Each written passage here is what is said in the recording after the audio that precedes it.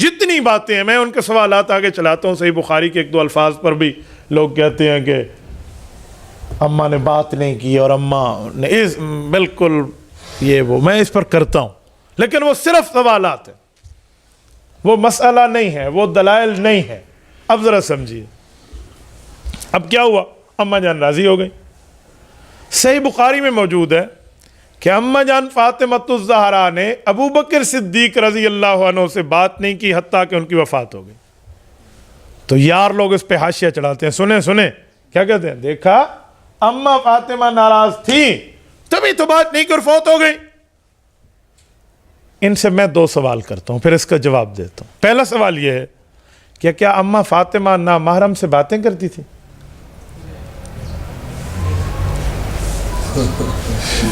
حضرت ابو بکر صدیق رضی اللہ تعالی عنہ اماں فاطمہ کے کون سے ذی رحم محرم میں ہیں؟ کیسی بات کر رہی ہیں؟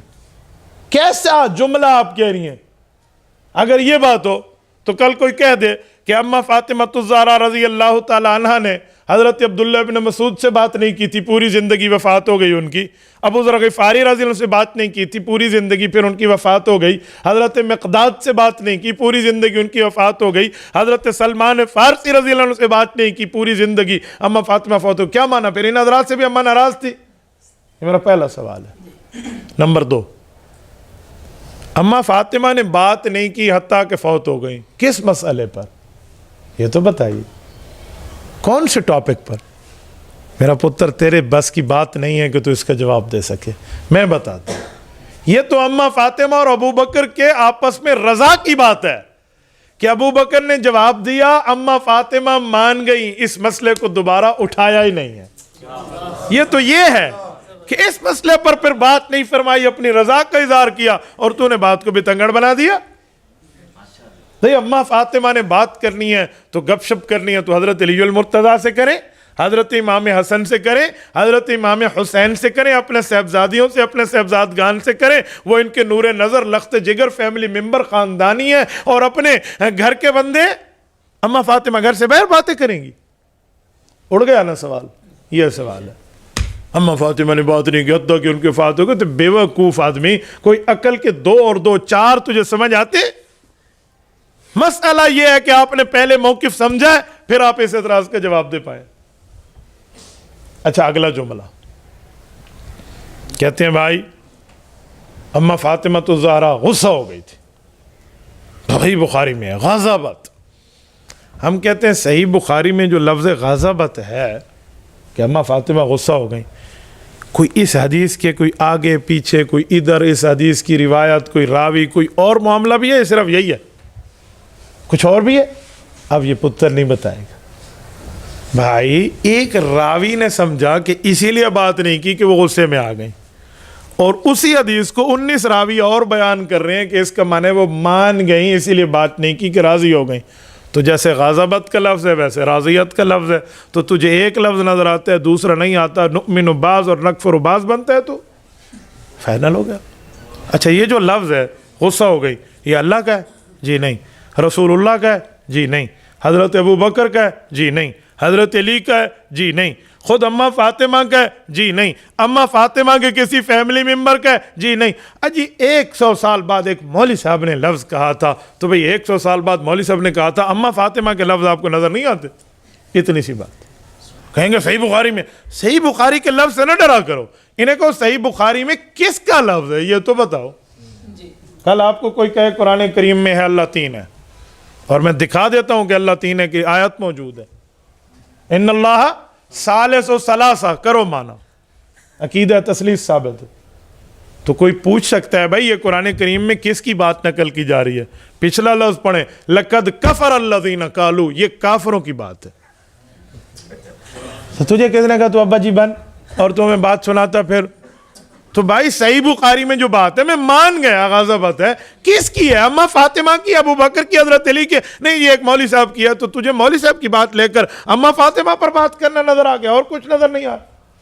اچھا، اس مولوی صاحب کی یہ جو بات نقل ہو رہی ہے، اس کے 24 شاگرد ہیں، ان میں سے 19 20 تو کہہ رہے ہیں یہ لفظ یوں نہیں ہے یوں ہے. تو آپ کو میجارٹی دھیان نظر نہیں آتی؟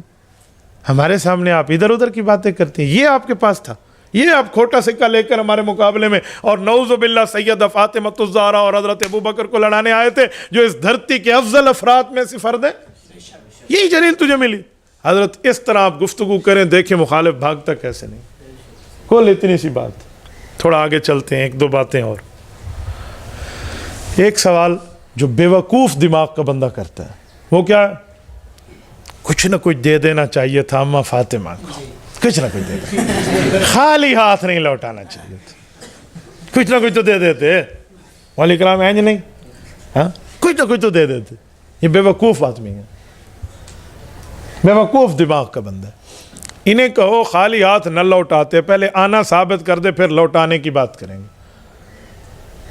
بھئی امیر المؤمنین نے وقت سے اماں فاطمہ نے سوال کیا, امیر المؤمنین نے جواب دیا, اماں فاطمہ پوری فیملی کے ساتھ راضی ہو گئی. تیسری قوم کتھوں آئی؟ تو کہاں سے آ گیا سوال والا؟ اچھا کچھ نہ کچھ دے دیتے. اس کا جواب بھی امام اسقلانی رحمہ اللہ المتوفی 852 ہجری دیتے ہیں کہ حضرت ابوبکر صدیق نے عرض کیا تھا کہ اس زمین پہ حضور پاک کا فیصلہ ہے کہ تقسیم نہیں ہوگی. اب میں آپ کے والد مکرم کے فیصلے کو برقرار رکھوں یا توڑوں؟ اجی برقرار رکھیں. کہا اس کے علاوہ اس دھرتی پہ میری ملکیت میں کسی ایک جگہ انگلی رکھیں وہ زمین آپ کے نام کر دی جائے گی. کچھ نہ کچھ دے دیتے والی بات کہاں گئی؟ اماں نے کہا مجھے زمین نہیں چاہیے, میں تو یہ بات پوچھنے آئی تھی کہ اس کا معاملہ آپ نے میرے ابا کا فیصلہ سنا دیا, مجھے اپنے ابا کا فیصلہ قبول ہے. اچھا اگلی بات کروں.